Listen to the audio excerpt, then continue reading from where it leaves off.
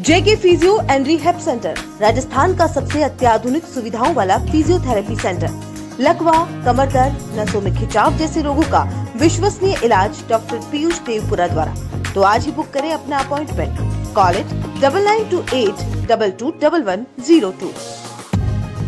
साहित्य संस्थान जनार्दन राय नागर, राजस्थान विद्यापीठ डीम्ड टू बी विश्वविद्यालय एवं महर्षि सांदीपनि राष्ट्रीय वेद विद्या प्रतिष्ठान उज्जैन के सौजन्य से 7 दिवसीय वेद ज्ञान सप्ताह का शुभारंभ मंगलवार को हुआ।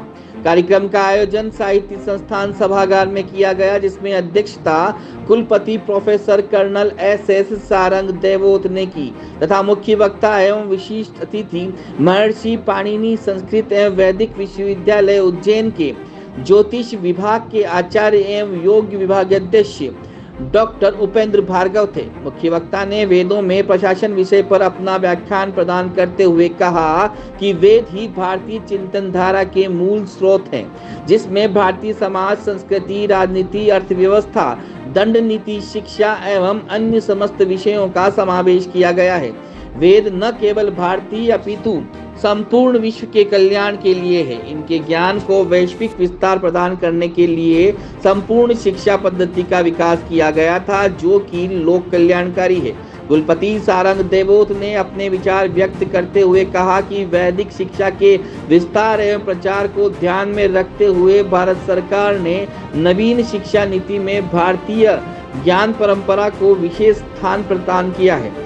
नवीन शिक्षा नीति का उद्देश्य है कि भारतीय ज्ञान आधारित शिक्षा व्यवस्था को स्थापित करना तथा आधुनिक शिक्षा के देशों को दूर करने के साथ हमें वेदों के अध्ययन को प्रोत्साहित करना चाहिए। कार्यक्रम संयोजक डॉक्टर कुलशेखर व्यास ने कार्यक्रम का संचालन किया, साथ ही स्वागत उद्बोधन देते हुए कार्यक्रम की रूपरेखा प्रस्तुत की तथा संस्थान की गतिविधियों को प्रकाश में डाला। कार्यक्रम प्रभारी डॉक्टर महेश आमेटा ने कहा कि विश्वविद्यालय में वेद ज्ञान सप्ताह विगत 3 वर्षों से आयोजित किया जा रहा है और भविष्य में भी इसे निरंतर जारी रखा जाएगा तथा वेद के निष्णात विद्वानों को समय समय पर आमंत्रित करके उनसे मार्गदर्शन भी प्राप्त किया जाएगा और यह संस्थान वेदों के ज्ञान को ध्यान में रखते हुए आगे भी कार्य करने के लिए प्रतिबद्ध है।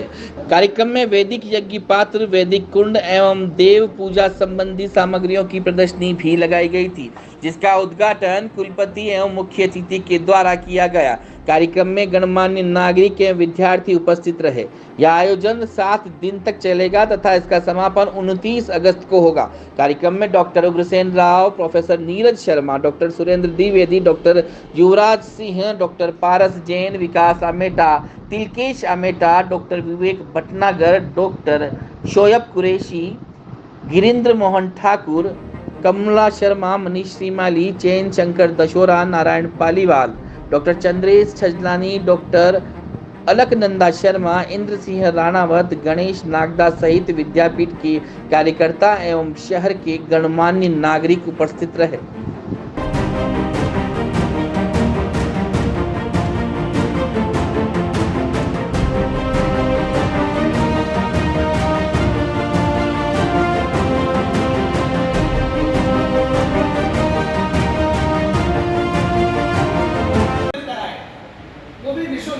वो कुलपति ये हमारी व्यवस्था है कि जो 10,000 विद्यार्थियों को अपने आश्रम में, गुरुकुल में रहने की व्यवस्था, उनके पढ़ने की व्यवस्था और भोजन की व्यवस्था निःशुल्क उपलब्ध कराए, वो जो है कुलपति है।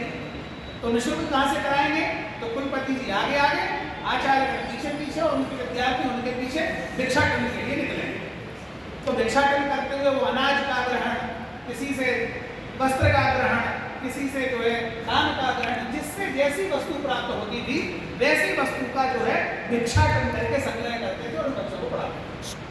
ये कुलपति उस समय की व्यवस्था के अनुसार। तो उस समय की व्यवस्था में सीधे दान लेना, धन का दान ले लेना, ये भी जो है मान नहीं था कि इकट्ठा लेकर के रख लिया और आपने पर्याप्त साल भर के लिए अपना बजट बना करके रख लिया, वैसा भी नहीं करना है। उतना ही लेना है जितने में आपकी व्यवस्थाएं संचालित हों, अधिक लेने की भी अनुमति नहीं। तो अब हम चलते हैं कि ऐसे उस ज्ञान को संरक्षित करने के लिए क्या प्रयत्न करना है। तो कहते हैं स्मृतियां। आपको उस ज्ञान को यदि सुरक्षित करना है तो कैसे सुरक्षित किया जा सकता है? तो गा करके। आप लिख सकते नहीं है कहीं पर, क्योंकि लेखन के लिए पत्ते लताएं ही हैं उस समय, उतना संसाधन नहीं है।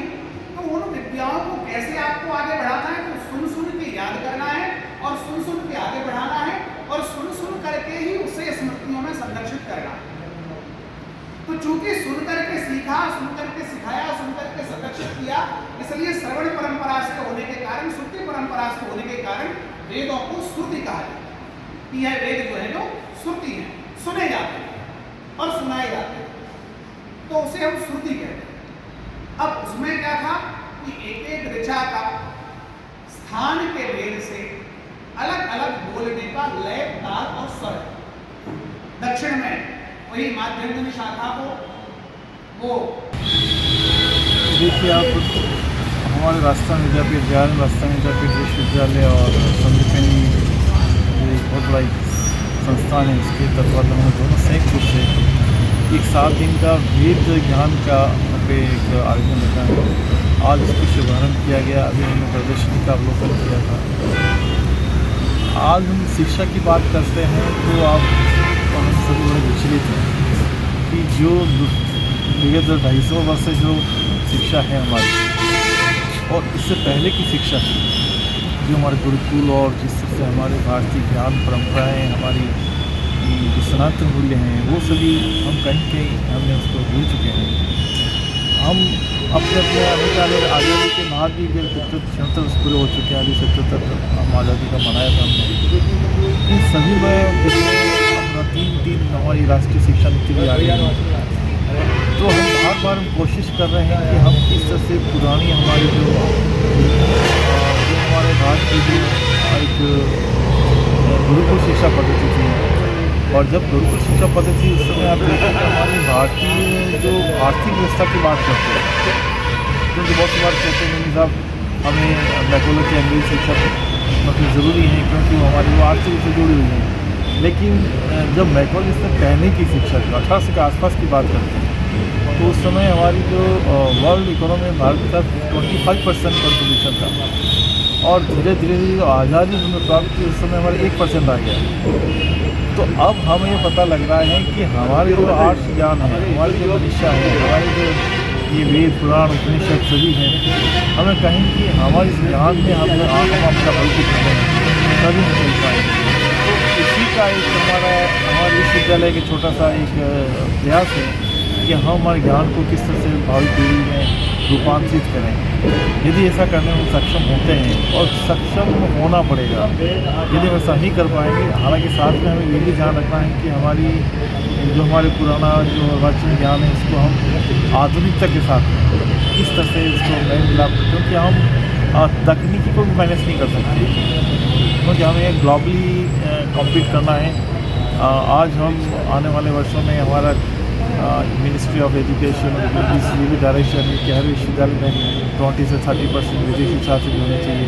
इसके पीछे ये है कि हम किस तरह से हमारे ज्ञान को हम विदेशों में प्रचार प्रसार करें और साथ ही हमारी इकोनॉमी को बूस्ट करें। तो ये वेद ज्ञान का एक सप्ताह है। इसमें अलग अलग जगह हम हमारे जितने भी हमारे विभाग हैं हर जगह इस ज्ञान को बढ़ाने का प्रयास करेंगे।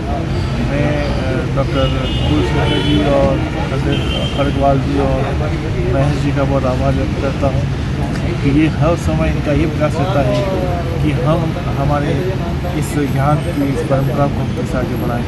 और हमारे मनीषी पंडित नागर का भी ये सपना था कि जब तक हम अपने ज्ञान को आगे नहीं बढ़ाएंगे, हम अपने आप में एक अधूरी शिक्षा देंगे। और इसलिए उनका वाक्य था कि सरस्वती देवन तो होंगे, हम हमारे छात्रों को ऐसी शिक्षा दें जिसमें हम देवत्व तो मनुष्य जागृत हो। तो मनुष्य तो मेरे ख्याल से ऐसे ज्ञान से ही हम कर सकते हैं। इन्हीं ज्ञान में हमारी नैतिकता है, हमारी इथोस है, हमारी वैल्यूज है।